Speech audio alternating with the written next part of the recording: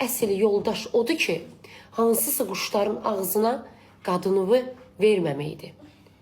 Yaxşı kişi odur ki, kimlə bax səbir dəqiq, kimləri sən qabağında arvadını əzməməkdir. Əgər xəyanəti də edirsənsə, elə eləməlisən ki, sənin o pozğunla gezdiyin arvadının 1% onu belə hiss eləməsin. Başa düşdün? Qadınva həmişə üstün tutmalısan kimlərdəsə.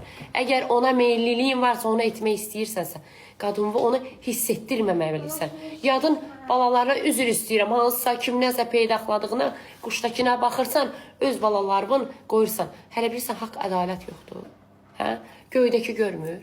Sən onun balalarına çəkdirviyi, Rəbbim sizin bəzilərimizə günü bugün də çəkdirir. Hələ çəkdirəcək də. Sizə elə bir dərd verəcək ki, dərdimiz özünüzə baş dönəcək. Bax, çevriləcək. O qızların, o qadınların haqqı, o göz yaşları, bizim təmiz qadınlarımız var. Heç vaxt yerdə qalmayacaq. And ola Allaha qızlar, qalmayacaq. Əgər hansısa yoldaşınızda haqqınız varsa, bir dənə onu deyin. Deyin, səni Allaha həvalə edirəm. Əgər xoşbəxt deyilsizsə, çəkin o evdən gedin.